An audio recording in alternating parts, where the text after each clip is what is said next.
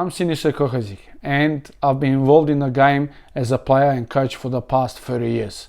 In women's game, I've been involved for 8 years, first as a TD at Eastern Zone in Football Federation Victoria Champions League, and then I have been a senior women's head coach for Ashburton United Alamein FC entity.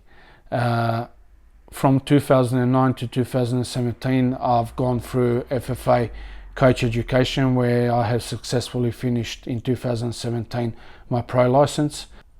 In the past 20 years, I have been involved in the game as a coach on many different levels in Victoria. The positive change I've seen from Football Federation Australia and other football state members is the implementation of Men's National Premier League and Women's National Premier League. The idea was there to increase number of participants and the quality of the leagues, but in doing that there was a lot of flaws, in my opinion, that came out of it, and one of them was that there was a lot of teams introduced in men's, especially in 3 leagues that I had, and in women's game we started off with 8 teams, and then in the year after we increased the league to 10 teams. Now the problem with that was that in women's game, in that point of time, there was not enough quality to actually increase the numbers. Don't get me wrong, there was enough participants, but at that point of time we did not have enough quality to be able to increase number of teams. So the federation initially decided to go with new entities in this league, where some clubs were not able to follow up and obviously improve. So in the start, in my opinion, really should have been best clubs should have been picked, the ones that had already boutique stadiums and obviously financial follow up to be able to survive in the league.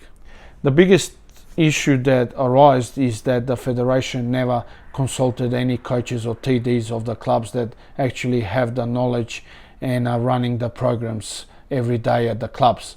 The communication between the federation and the clubs was non-existent, so we could not go forward without obviously sharing the ideas that we have and federation together. So the consequences for next season was that 2 clubs will be removed, which was shattering for all the people that put in the hard work in those clubs, and that simply happened just because no one was consulted and there was no obviously sharing of ideas how we could move forward and improve the quality of the competition, and not obviously push extra clubs and extra numbers in the league. So it comes to this. There is a couple of more teams that have same issues too, but obviously they're still in the competition, and now we've obviously made that mistake, and now it's very hard to fix that. In my opinion, I think we are improving, but on senior level I think that there's a big gap between the top teams and the bottom teams. So now we need to think of what can we do to obviously bridge that gap, and until the younger players come up in a couple of years of time.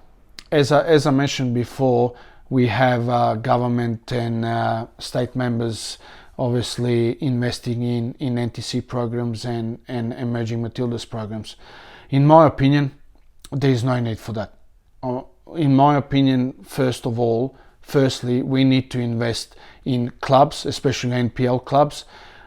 We need to invest and make their clubs semi-professional clubs where they can actually introduce academy-based training, where coaches we can implement better coaches, where we can bring better resources, where we can improve facilities. So we need to actually be looking at improving clubs.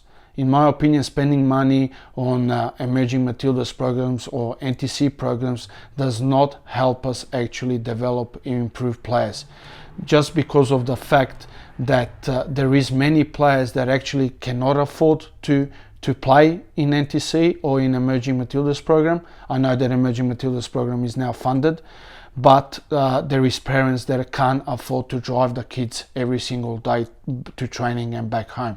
So there needs to be a solution where we can say, oh, how can we and what can we do to improve this? And in my opinion, the only way is that finances that we want to invest in Emerging Matildas program and NTC programs, can we invest that money into clubs so the clubs can actually invest in better coaches, in better facilities, and in better resources for players, and make each club a high performance club on academy basis.